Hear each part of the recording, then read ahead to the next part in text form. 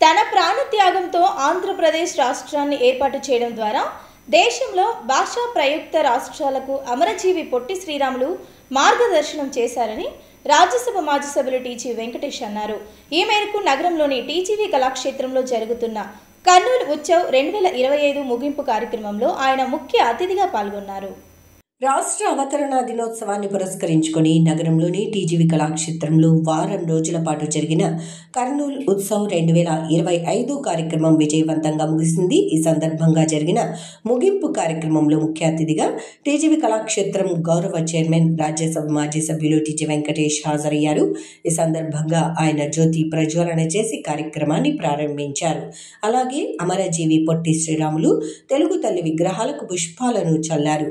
అనంతరం జిల్లాకు చెందిన స్వాతంత్ర సమర యోధుల చిత్రపటాలకు పుష్పాంజలి ఘటించారు. ఈ సందర్భంగా జరిగిన కార్యక్రమంలో ప్రముఖ పారిశ్రామికవేత్త బివి రెడ్డి, రవీంద్ర విద్యా సంస్థల అధినేత పుల్లయ్య, ఆర్జా రామకృష్ణ, టీజీవీ కళాక్షేత్రం అధ్యక్షులు పత్తి ఓబులయ్య, ఉపాధ్యక్షులు దాశెట్టి శ్రీనివాసులతో పాటు కార్యవర్గ సభ్యులు పాల్గొన్నారు.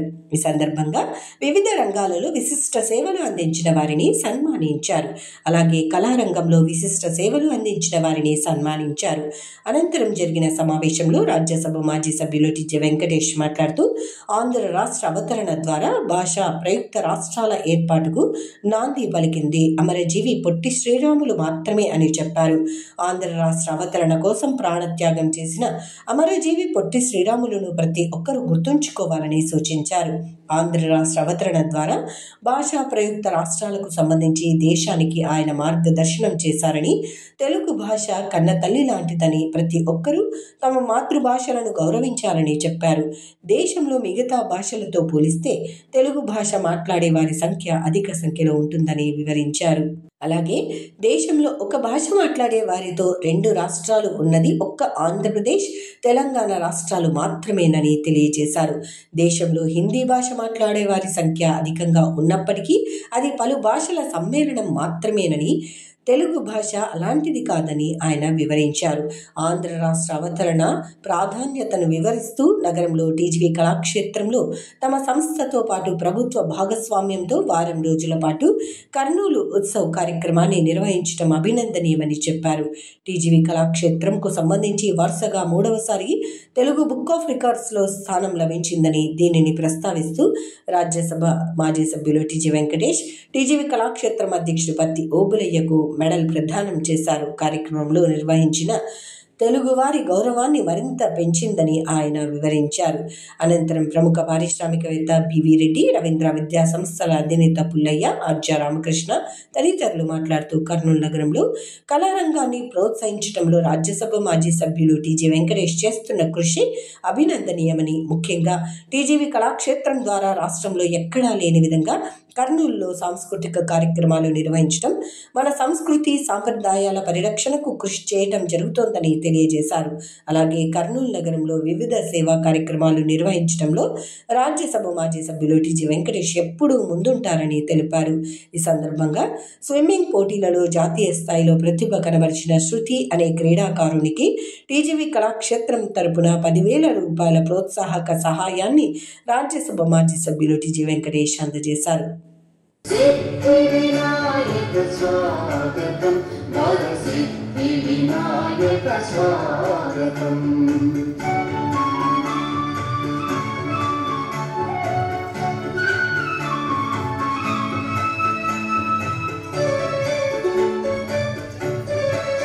ఈ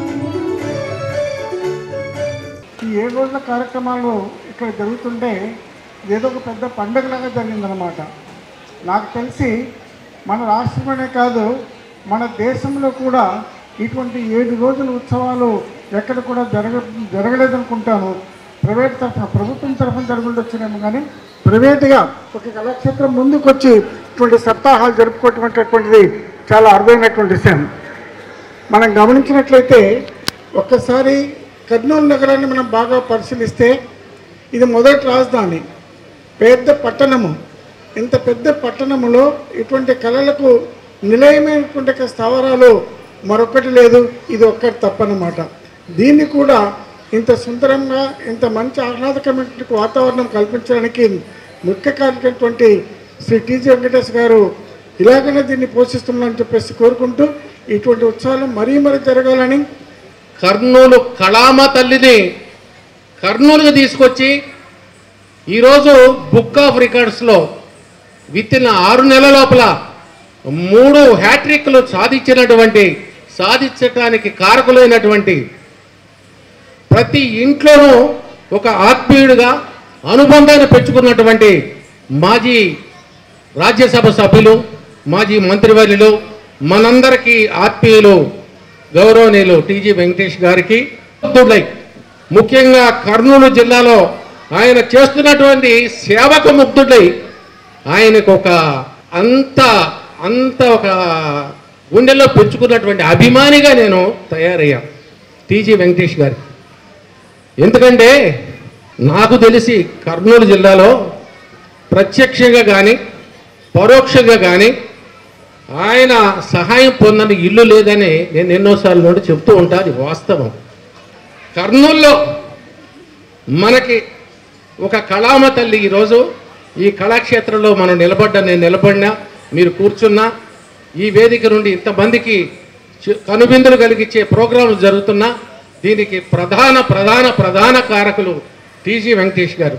ఈరోజు హ్యాట్రిక్ కొట్టినటువంటి తెలుగు బుక్ ఆఫ్ రికార్డ్స్లో కొట్టినటువంటి ఈ సందర్భంగా మీ అందరి తరఫున హృదయపూర్వకంగా వారికి అభినందనలు తెలియజేస్తూ, మొత్తం యావత్ ఆంధ్ర రాష్ట్రంలో తెలంగాణలో అయితే కానీ ఇంతటి గొప్ప కార్యక్రమాలు చేపట్టడానికి మూలపురుషుడైనటువంటి మా ఆత్మీయ మిత్రుడు వెంకటేష్ గారికి మనం అందరం కూడా ఎంతో రుణపడి ఉన్నాం. ఇంతటి గొప్ప కార్యక్రమాలను నిర్వర్తించాలంటే దాన్ని ఒక సక్రమమైన మార్గంలో నిర్వర్తించాలా.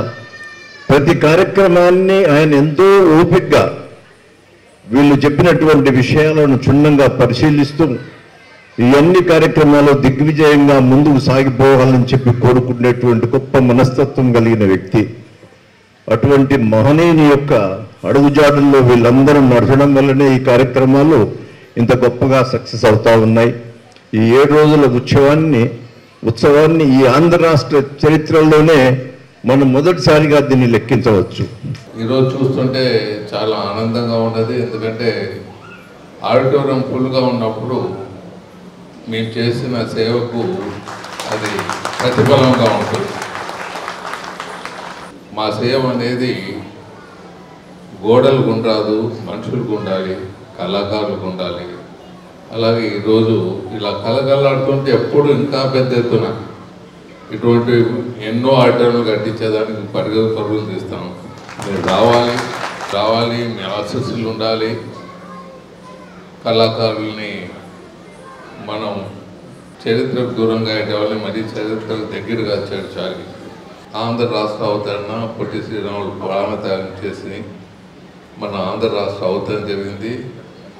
మన దేశానికి ఒక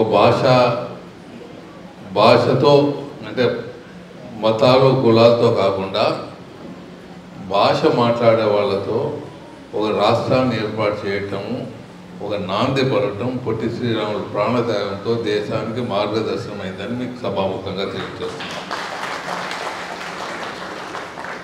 అందుకే చాలామంది నాయకులు మాట్లాడుతూ ఉంటారు కన్న తల్లి అని. ఎవరి భాష వాళ్ళకు కన్న తల్లి మార్గని అని అంత గొప్పగా చెప్తూ ఉంటారు. ఇలాంటి భాష మన తెలుగు భాష మనం ఒక విధంగా చూస్తే పాపులేషన్ వైజ్ కానీ లేకపోతే తెలుగు మాట్లాడే వాళ్ళు కానీ మన దేశంలోనే పుట్టి మన సంస్కృతి ఉన్నది భారతదేశంలో మాట్లాడే పాపులేషన్లో నంబర్ 1గా ఉంటుందని మీకు చరిత్ర తెలియజేస్తుంది. ఇది ఆషామాష కాదు. కానీ కొన్ని రాష్ట్రాల్లో మనం మిగిలిపోయినాం. బెంగాల్లో మిగిలిపోయినాం, చాలామంది తెలుగు వాళ్ళు. తమిళనాడులో మిగిలిపోయినాం, మరి ఒరిస్సాలో మిగిలిపోయినాం, మహారాష్ట్రలో మిగిలిపోయినాం. ఆ పాపులేషన్ని తీసుకుంటే నంబర్ 1 తక్కువ ఎప్పుడు ఉండదు, ఏ సమయాన్ని లెక్క పెట్టినా. పెద్ద రాష్ట్రాలుగా తెలుగు మాట్లాడే వాళ్ళు దేశంలో ఎక్కడ ఉన్నాయంటే రాష్ట్రాలు 2 రాష్ట్రాలు మన ఆంధ్రప్రదేశ్, మన భారతదేశంలో మన ఆంధ్రులదే ఉన్నది. తెలుగు మాట్లాడే భాష 2 రాష్ట్రాలుగా ఉండేది తెలంగాణ, ఆంధ్ర, పెద్ద రాష్ట్రాలు. అంటే ఆంధ్రుల యొక్క గొప్పతనాన్ని చెప్తున్నాను.